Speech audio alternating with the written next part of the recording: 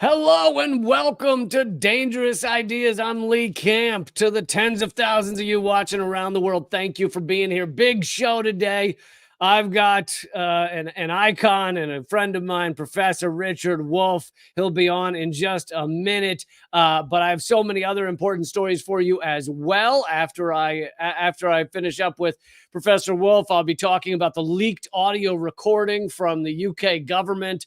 Admitting, and I'll play the recording, admitting that Israel is violating international humanitarian law. Also, there is breaking news of Israel bombing the Iranian consulate in Damascus, killing a top general, one of the Iranian top generals there, widening this war into something that is very, very scary. Not that it hasn't been for 178 days now. It has been scary and horrific since day one. But anyway, I'll be covering all that and much more in just a few minutes. But let's get started with let's start with the headliner, and then we'll go backwards from there. Truly an honor to have him on the show yet again. As I mentioned, a friend of mine, but also professor of economics emeritus, University of Massachusetts Amherst, visiting professor at New School University in New York. Also, new book coming out. The Sickness is the System, When Capitalism Fails to Save Us from Pandemics or Itself. He has several other books which are bestsellers. Please welcome Richard Wolff.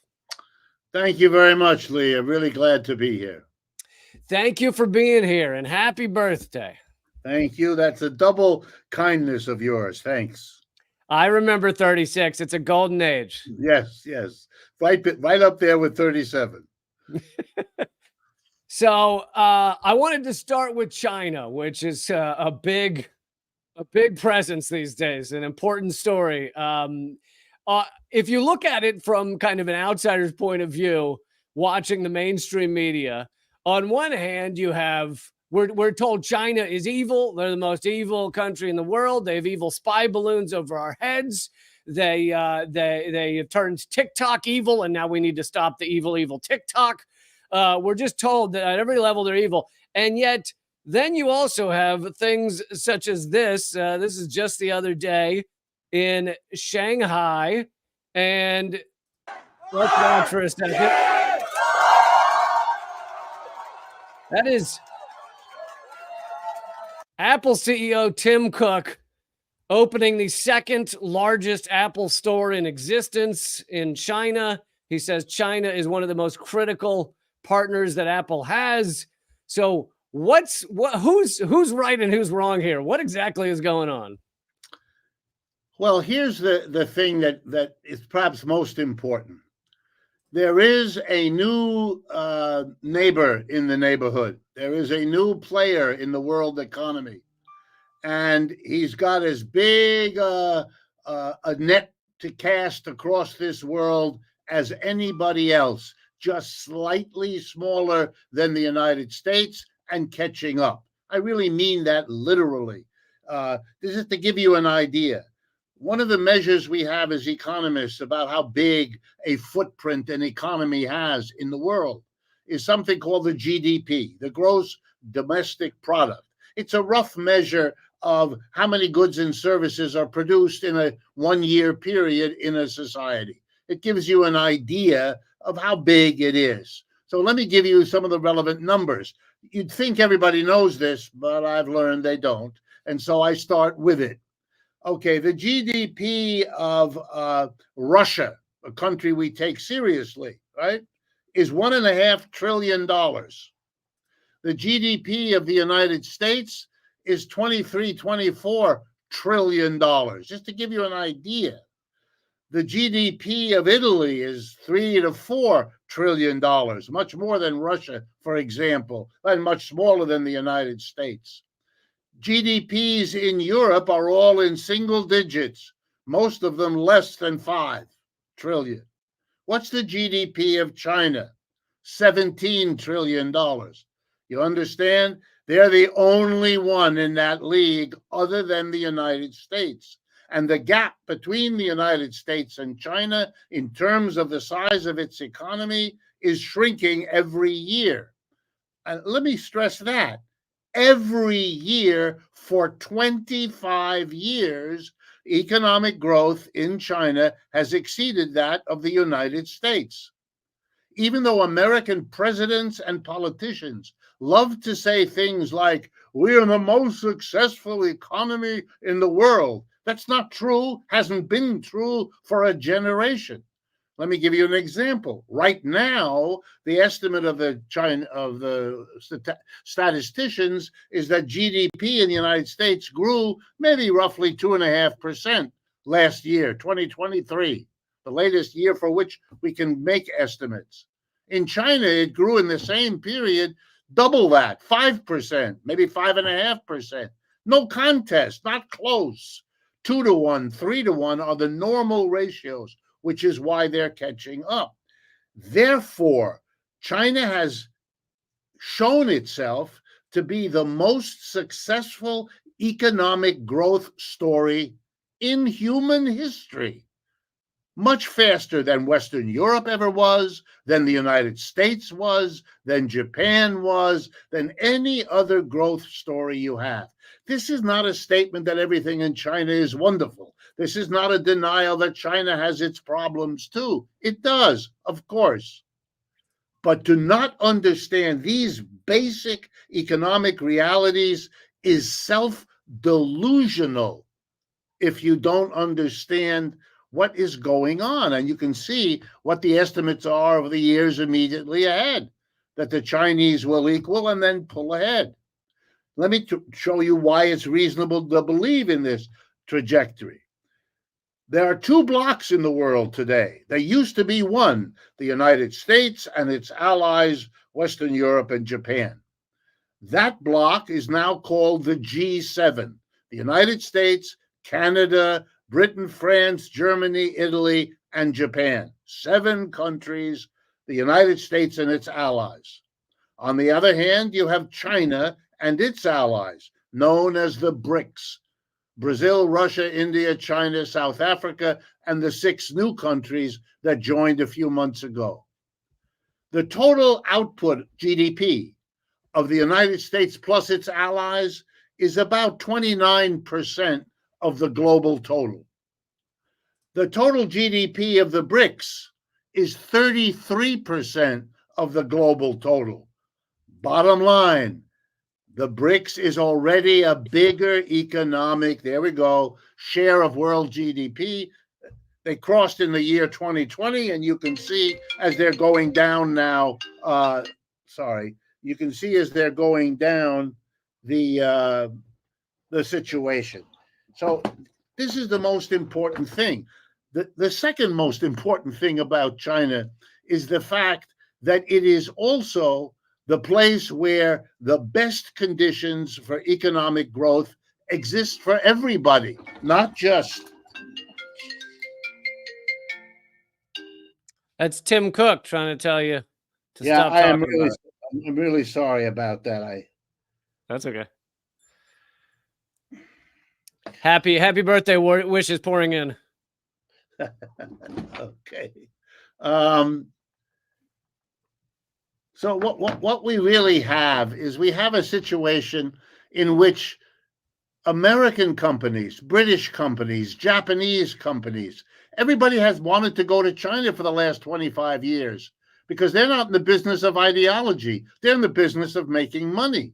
And what China has said to the rest of the world, and which is part of its growth story, is, look, we have a well-educated, well-trained labor force, and we have the biggest one in the world.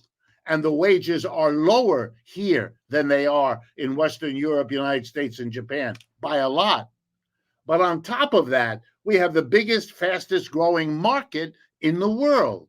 Well, every graduate of business school has been taught, if there's a place in the world that has the lowest wages and the fastest growing market, that's where you want to be.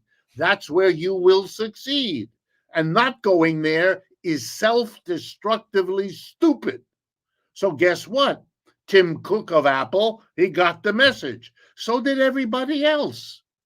And so what we have is the following rough statistic. Somewhere between 40 and 50% of what comes to the United States from China is manufactured or produced in subsidiaries of American corporations, and an even larger percentage of Western capitalist corporations, which have chosen to go to China because it's the profitable thing to do. Which means that inside Washington, when they discuss China policy, you have the political types who want to dump on China and demonize China, all the neoconservative, rehash of the Cold War. Yeah. But what you have that you did not have with the Soviet Union is you have a huge block of the biggest powerful American corporations who want nothing to do with American policy there. They want good, stable, peaceful relations. They have invested hundreds of billions of dollars already in China, and they are eager to do more business, which is why Tim Cook is making that happy video. And that's what's really deciding what's happening in Washington, not the headlines in the New York Times.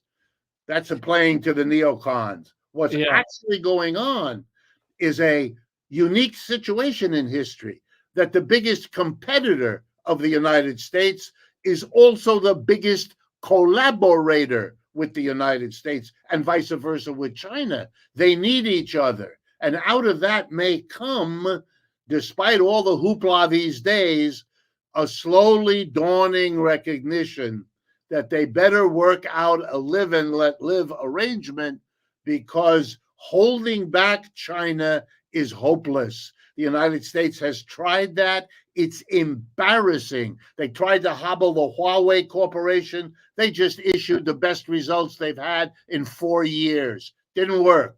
They tried to hobble their computer chip industry. It didn't work. They tried to hobble their electric vehicle industry. They now produce the best electric vehicles at the lowest price in the world. The only reason the United States isn't full of them is that we make them pay a 27.5% tariff to bring those cars in. When that stops, as it already has in Europe, you're going to see those cars come here as they already are in Europe. Coming to terms with China is the number one issue for this country in the years ahead. And it better get its head ready to do that, because the alternative is failure and or nuclear war, which is just failure spelled otherwise.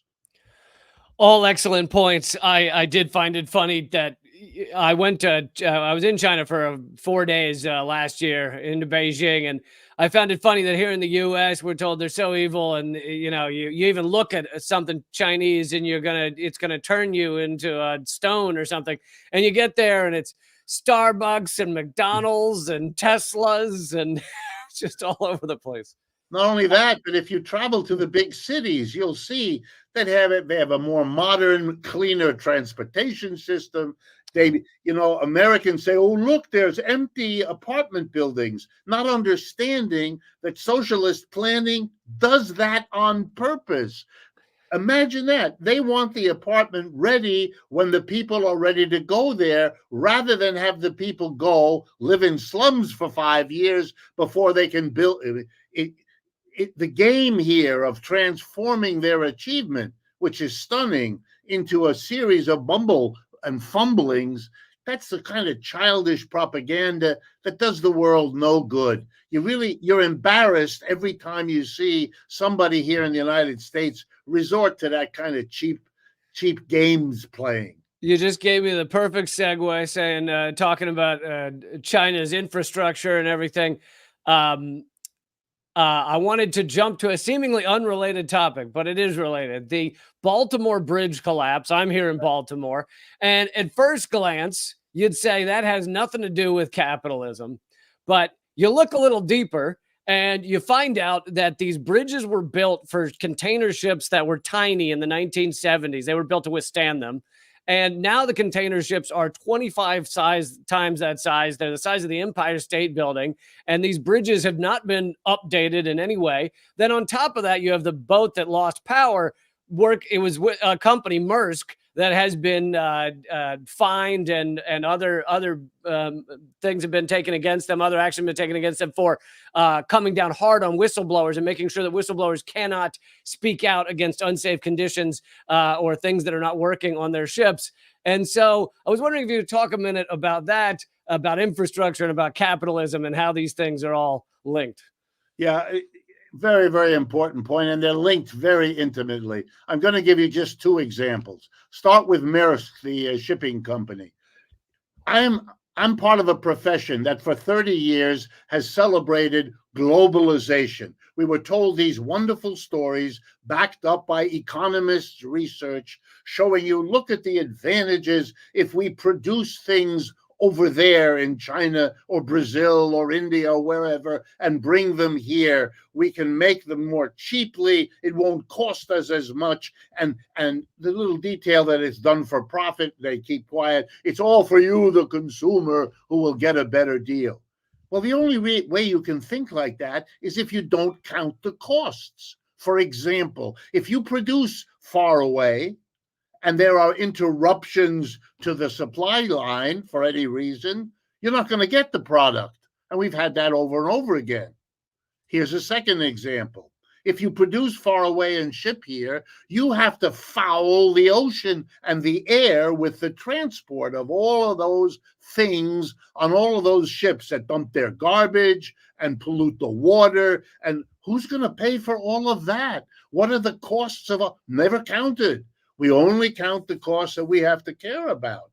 But in fact, if you did count the costs, it turns out this was not a profitable thing to do at all. It was privately profitable for the companies that could pay workers a lot less and ship it over because they didn't have to pay for the damage they did to the environment. We're all paying with the climate disasters we live with now. Here's a second example. If you want a ship like that and you want the big ships to contain the mountains of containers that we can see, well, then you have to take other steps like reinforcing the bridges, raising the bridges, changing the harbors. They didn't do that. They didn't want to spend the money. The shipping company just wants to move the stuff from point A to point B on their big boats. Well, if you don't take care of all of this, you're going to have these results. Fixing those bridges would have been much cheaper than now having to repair this disaster. And you wouldn't have had the interruptions and you could have planned for them. This is capitalism at its most irrational. And now finally, the political part of it. Politicians don't prepare. They don't take the steps to fix a bridge, to prepare a bridge, to raise a bridge, to protect the bridge, all the things that are necessary. You know what that's called? Infrastructure. Now, why is it that we neglect our infrastructure? Even the US government right now admits that tens of thousands of bridges in America are not in adequate condition. They're unsafe right now as we're speaking. Why is that? And the answer is our politicians know that the name of the game in politics is this. You raise money from the rich, corporations and so on, to put the money together to run a political campaign in which you tell public relations nonsense to the mass of people, hoping to get them to vote for you. And the way we discuss politics is, how can you cut my taxes? That's the Republican mantra, which half the Democrats fall for. Well, the problem of a politician is I can't do all the things that the people and the businesses want me to do if they don't give me the taxes. But they vote me out and don't give me money if I raise their taxes. How do I solve this problem? There are two ways, and this is economics. One, which we know they do, is to borrow. That way you don't have to tax people and you got the money to spend. And you just run up the government's debt until we have today's position where we're about to spend more in the next couple of years paying off debt than we give to the Defense Department for the American military, which is no small reality. But here's the even worse part of it. What you can hide if you're a politician is deferred maintenance. You can't stop the schools from running and you can't stop the roads from running.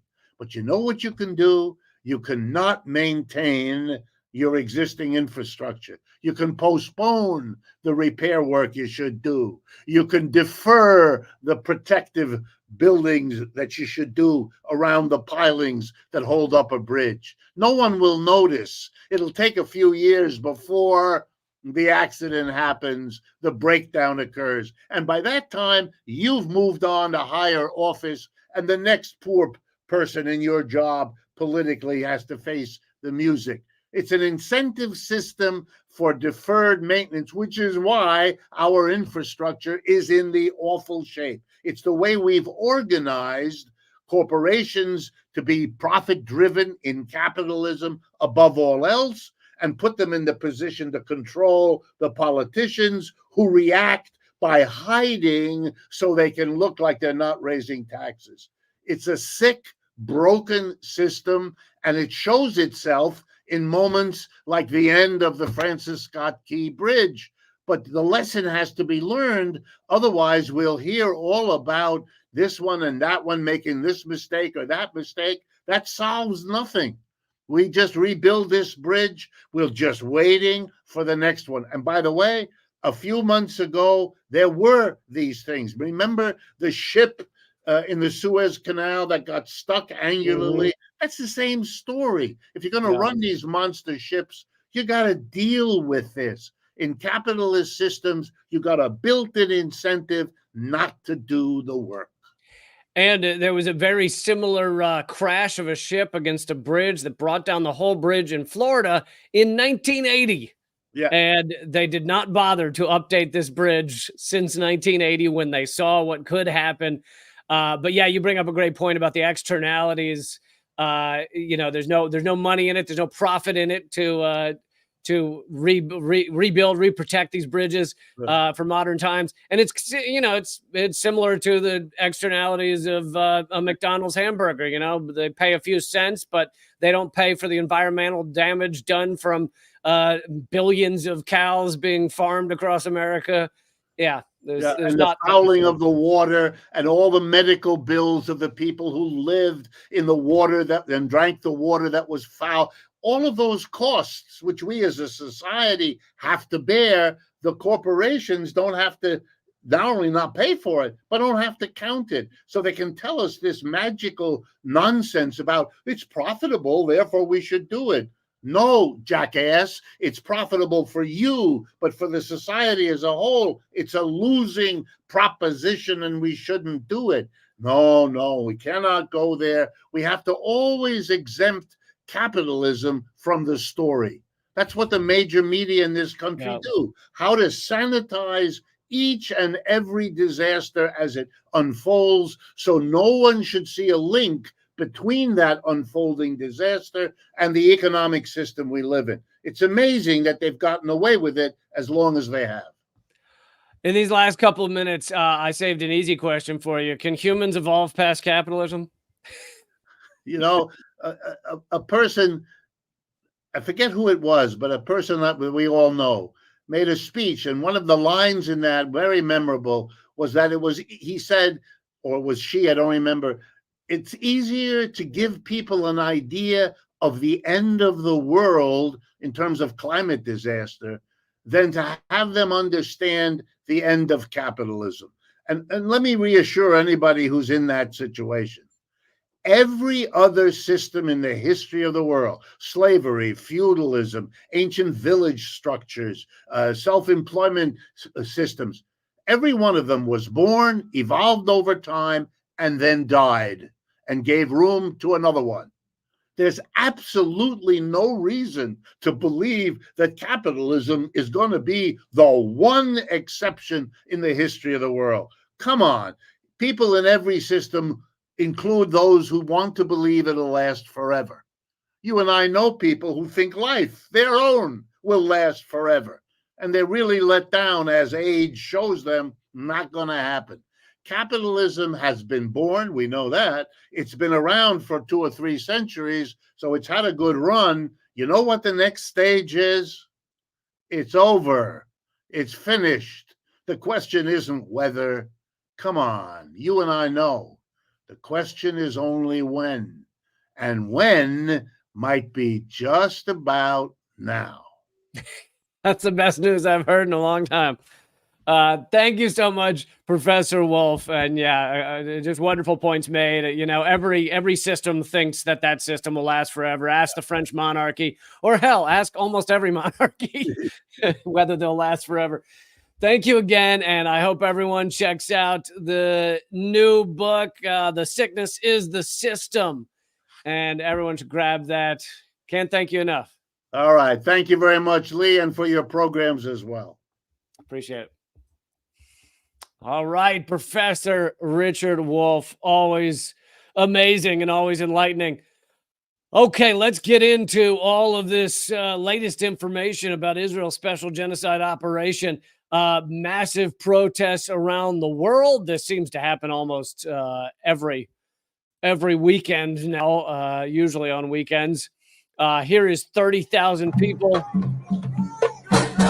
in New York City this past weekend protesting against this genocide, which is now in day 178 days. Did you think, I have a pretty low view of humanity. Did you think we could get through 178 days of in-your-face genocide and not have I don't know, the world stand up, I guess, in a stronger way? Much of the world is standing up, but not the people in power. 178 days of this utter just, I don't even know what to call it, just revolting lack of humanity, just a moral abyss of what Israel is doing right now. Thank you, Designer VAP, for the donation over on Rumble. You say thank you so much for all your hard work and getting the truth out there, and love Richard Wolff. Thank you. Thank you for the donation. Your super chats honestly keep this show going. So I mentioned it at the top, but let's go over it again. That Israel just assassinated a top Iranian general. This, of course, enlarges this regional conflict. Now, I suppose you could call what's going on in the region a conflict. What's going on in Gaza is just a genocide, straight up ethnic cleansing. Anyway, Israel. Oh, actually, this is a separate story. I was going to bring both of these stories at the same time. The strike on the Iranian general, but since I pulled this one up, let's do this one first. Israeli parliament passed a law paving the way to get rid of Al Jazeera, to force the closure of Al Jazeera in Israel, and Prime Minister Netanyahu promises to act immediately to stop all of Al Jazeera's reporting. And why do you think that is? Do you think that is because Israel is such a good guy and they're acting right and they're treating people right and they just don't like Al Jazeera's reporting as they act right and don't break any international laws and don't commit genocide? Or do you think they want to get rid of Al Jazeera because Al Jazeera is reporting the truth on their genocide? Which do you think it is? Which one could it be? And by the way, the famous quote, the first victim of war is the truth. We've certainly seen that with all of Israel's absolute garbage propaganda that they've been spitting out and continue to spit out.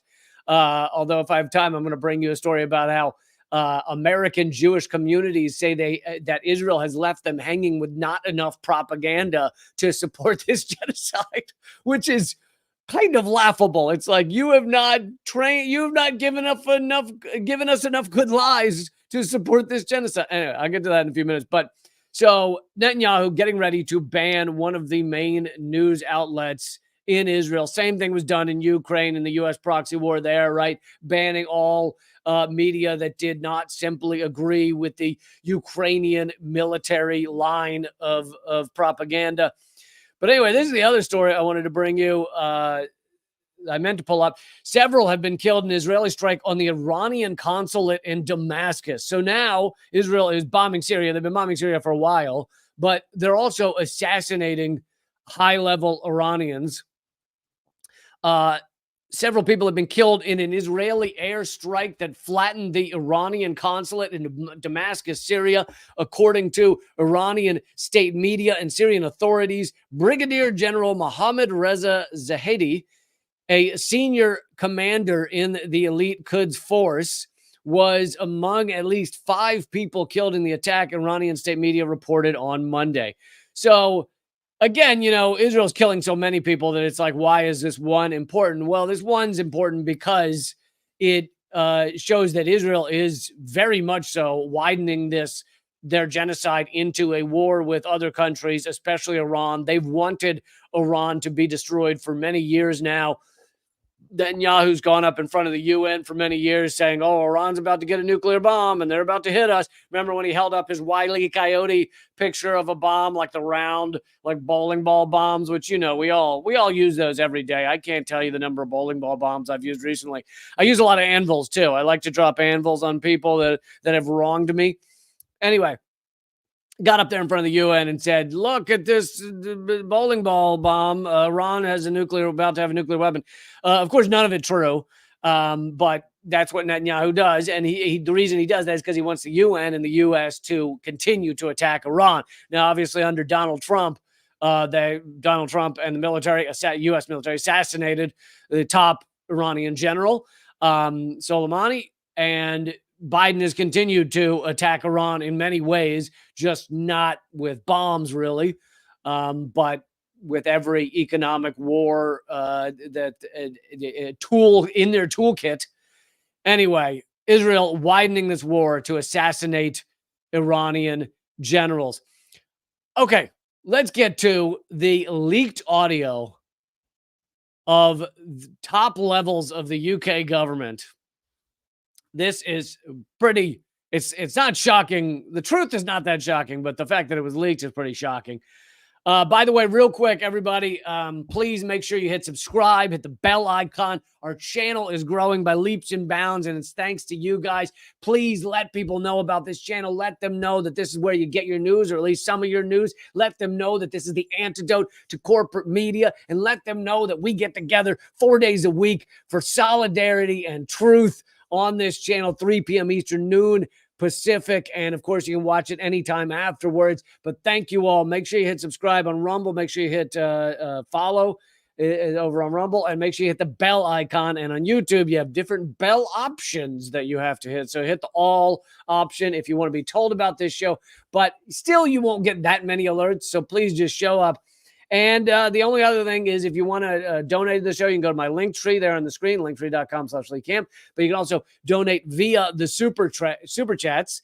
And I will address as many of those super chat questions or comments as I can, as I have time for. And those are some ways to support this show. All right.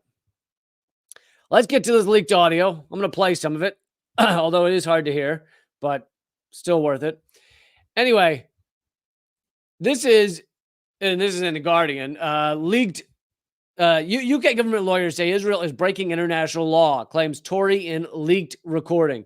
So the British government has received advice from its lawyers. I'm going to play that in the clip, so I don't need to tell you about it now. But Alice Kearns, who is the Conservative chair of the House of Commons Select Committee on Foreign Affairs. So this is a top government official of the Conservative Party, the Tories. Anyway, let's hear some of this clip. So she's addressing, obviously, this is internal. This is not meant for public release. Luckily, someone got hold of it. But here we go. And you might want to, if you're watching this, you probably want to read as the words come up, because it is difficult to hear. Secondly, the Foreign Office has received official legal advice that Israel has broken international humanitarian law, but the government has not announced it. They have not said it. They haven't stopped arms exports. They've done a few very... So let me just read that again, because this is the most important part of the entire clip. I'll play more of it, but she says the Foreign Office, basically their, Defense Department or whatever they call it, the State Department, their State Department, Foreign Office has received official legal advice the Foreign Office that Israel has broken international humanitarian law, which means war crimes. I mean, these are absolutely crimes, but the government has not announced it. Now, here's the thing. This is not just, isn't that silly that the government has not announced it? And yeah, I'm sorry. I know the volume's low. It's how this clip is online. Not sure why. I have it all the way up. Anyway, the government not announcing it is a big deal because they are, first of all, they're legally obligated to announce when they receive these types of law filings, but they also are legally supposed to stop shipping arms to a country that has violated humanitarian law, international humanitarian law. That is part of international law. That's part of, I don't know in the UK, but at least in the US, we have a law on the books of the United States, those books, that says we will not ship arms, or we cannot legally ship arms to a country that is violating law by stopping our aid from getting into the victims area. So basically, we're violating our own laws, not just international laws. The U.S. is violating our own laws when we ship guns and military weaponry and missiles and F-35s now. Apparently, we're sending Israel. We're violating our own law. And so this is a big news and a big leak, and it's having ramifications in the UK right now. Thank you, Don, for the donation. Still misredacted tonight, and the whole team involved. The media is increasingly under control worldwide. Keep streaming. Thank you, Don. I appreciate it. Yes, I misredacted tonight, too. It was a great show, if I can say so myself. Anyway, so they've received legal advice. Israel is breaking international law, and they've not revealed it, not admitted it, and are still shipping arms to Israel. But the government has not announced it. They have not said it. They haven't stopped arms exports. They've done a few very small sanctions on Israeli settlers. So, yeah, they've done some very tiny little sanctions, on Israeli settlers. This is the same thing the U.S. has done. The U.S. has put sanctions, quote unquote, on the settlers in the West Bank, which, yes, those settlers are violating law, and they're greatly harming the Palestinians that they kick off their land. And so it is horrific. Yeah, those settlers should not be doing that. But over in Gaza, there's a fucking genocide, okay? There's a genocide going on. And the U.S. is like, we're going to put sanctions on those 12 settlers there. It's just like, dude, you guys are atrocious. Atrocious. All right, let me skip to one other part here. Well, I'll just let it play, but she talks about the settlers. And everyone internationally has agreed that settlers are illegal, that they shouldn't be doing what they're doing, and the way in which they've continued, the money's been put in. The position that David has taken, which she says the position that David Cameron has taken, the head of the Tories, the same position as me, I'm still very tough on him, is that Israel has an absolute right to self-defense. That Israel has a right to self-defense. Well, I'll just finish playing this real quick. I have sat in bunkers and worked with Israeli soldiers and been very proud to do so. I would do it again tomorrow. But the right to self-defense has a limit in law. It is not limitless. Okay, so this is really important because this is coming from someone that is not critical of Israel, really. This is someone who is pro-genocide. This is the right wing of the UK. This is someone who has basically endorsed and facilitated this genocide from day one. As she said, I have sat in bunkers with Israeli military, and I would do it again tomorrow. Oh, really? You want to join this genocide tomorrow? That's fascinating. That's an interesting thing to throw in here. But the reason this is important is because even the right wing of the UK is saying this is too much. Like, this is beyond the pale. Even those people that are like, yay, genocide, we're fine with it. Basically, they're genociding non-white people, so fine by us. Britain, they have no history of genocide, right? So totally fine with it largely until it goes beyond a line where it starts to look really bad for the empire. And when I say the empire, I mean the U.S. empire, which includes the British Empire, because nowadays it's kind of one and the same. There's not a lot of difference in it. Britain and Europe have largely become vassal states to the United States. I think the one thing that stops Britain from maybe being quite the vassal state the other European countries are is the fact that London and England are kind of the financial center of a lot of the world. That makes a difference. But anyway, even she is saying, and she says David Cameron, the head of the Tories, agrees with her that this is the right to defense, quote unquote, is not limitless. Now, of course, when anyone says right to defense, it's bullshit to begin with. I mean, just calling this defense in any way. And then when you are an occupier in a land, you are the occupiers. You can't call any of it defense. So it's the whole right to defense thing is laughable from the jump. But I think this is important because this is the right wing. This is the pro-Israel, most pro-Israel side of British politics. Corbyn, on the more left side, has been pretty damn good on Israel and Palestine for years. And of course, they used that to destroy his career because how dare he come out against an apartheid regime with an open air prison with millions of people trapped in it? How dare he do that? Anyway, this leak has kind of gone viral, especially in the UK. It's big news, and it shows that even the most bloodthirsty right-wing side of the UK and the US is feeling a lot of pressure to no longer stand for limitless genocide, to no longer endorse limitless genocide. Okay, moving on. Let's get to another story about how this ongoing Hamas systematic rape story has collapsed. Now, and again, I know some of you are new to the show, so I'll keep repeating it. I don't support everything Hamas does. There were a lot of horrible things done on October 7th, and I am not like, but they're all freedom fighters and stuff like. I don't do that shit.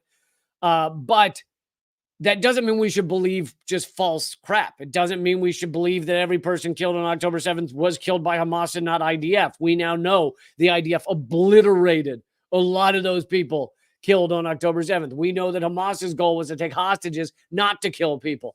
So and the evidence keeps pouring in, even though there have been mass efforts to cover it all up. But that aside, we have the systematic rape story, which I've brought to you how ridiculous it was from the beginning. I've brought to you how one of the three journalists who was not a journalist at all before that story, because, New York Times was like, let's bring in some non-journalists. You know what this story that we're making up needs is some non-journalists getting in on this. Come on, guys. Come on. Anyway, they brought in someone who'd never done any journalism. Of the three people, you have one who'd never done journalism and had retweeted genocidal quotes about Gaza. You have another one who had the extent of their New York Times writing was like cooking and food critic stuff. And then you have another one who's a longtime New York Gettleman, longtime New York Times journalist. So you basically have one journalist. But, of course, New York Times is propaganda. So you have one honed propagandist, really good at it, been there a while out of the three. Other guys writing about bundt cakes, and they're like, I think the person who's never done journalism and the person who writes about bundt cakes, you two are really going to nail this Hamas systematic rape story. Anyway, that being said, I've brought to you so many ways that this has fallen apart, the systematic rape stuff. Here is the latest of how it is falling apart. From the Gray Zone, Israeli propagandist behind Hamas rape narrative exposed as a grifter and a fraud. As the founder of the so-called Civil Commission on October 7th crimes by Hamas against women and children. When do you think they founded that? October 8th? Israel lawyer Kochav Elkayam Levy has been a go-to source for Western media organizations, pushing the narrative that the Palestinian militants carried out sexual assault on a massive and systematic basis when they attacked Israel. And there's a big difference between whether there was any sexual violence and whether there was systematic sexual violence. I don't think they've brought evidence of either, but as I've said from day one, if there's evidence of sexual violence, okay, that's horrific. I'm against that. But they haven't brought it forward. So bring it forward. If it exists, bring it forward.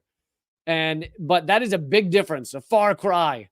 It's basically the difference between, someone murdering a person and a serial killer who killed 100 people. Anyway, Elkayam Levy has starred in a factually challenged CNN special on the topic, narrated by the fervently pro-Israel host Jake Tapper. I made fun of Tapper the other day for his garbage.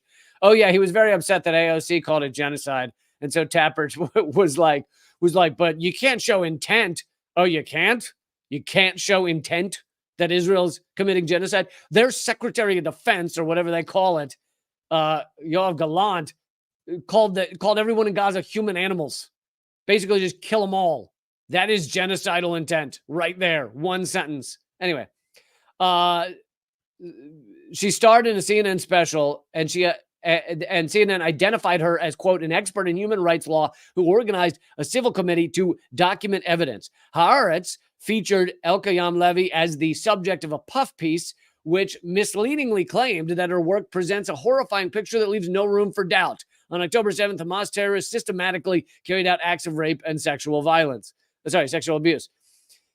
That was a quote, even though it actually leaves loads of room for doubt, because all you got to do is actually look at what the evidence is. And by the way, one of the New York journalists that had never done journalism before, who wrote that piece, she said in the podcast where she was interviewed about the piece that she went to every rape center, every police, like everywhere she could ever go in Israel to try and find survivors, victims, witnesses, anything, and found nothing. And just said, and in the podcast she goes, but so I knew I just had to find someone, which is the opposite of an investigation.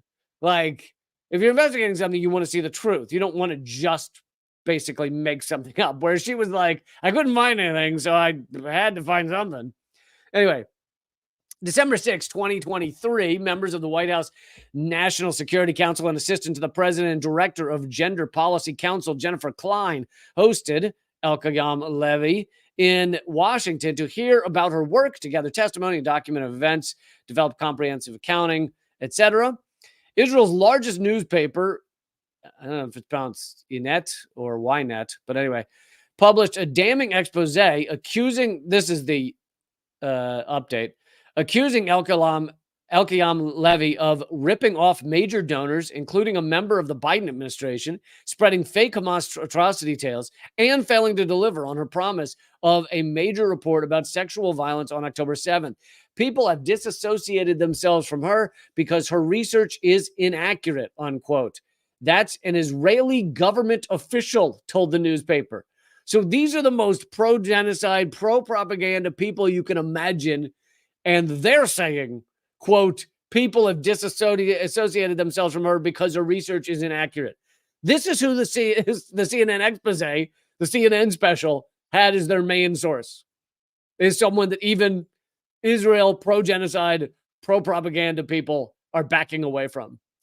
To continue, a quote from the Israeli government official, after all, the whole story is that they want to accuse us of spreading fake news, and her methodology was neither good nor accurate. I think by methodology, they mean information. So basically, the Israeli propagandists are backing away from her because they're like, we want to look like we are telling the truth, and she's just spitting pure lies.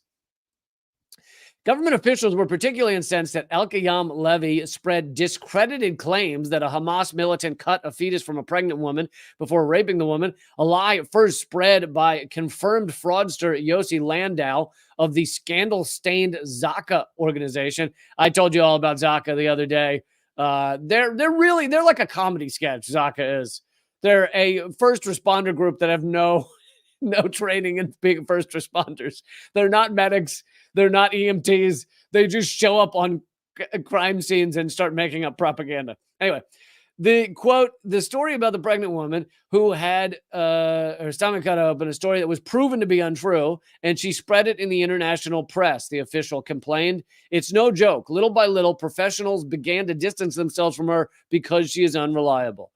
So anyway, I don't need to give you every detail, but yet again, we see every source of this garbage. And there are stories out of October 7th that are legit and awful, and that is what Israel should be touting. But the reason they're touting this garbage, and the U.S. media is touting this garbage and these falsehoods, the reason is because they've done focus testing, which I also brought you a couple of weeks ago. It was leaked. They did focus testing and found out people are far more troubled by systematic rape claims than by systematic murder claims for some odd reason. And both are horrific, but people are apparently just far more worried about, far more concerned and upset by systematic rape than systematic murder.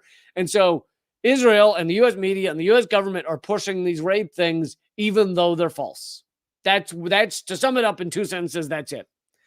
And every one of these people is just, it all becomes slowly but surely, it's all outed as bullshit.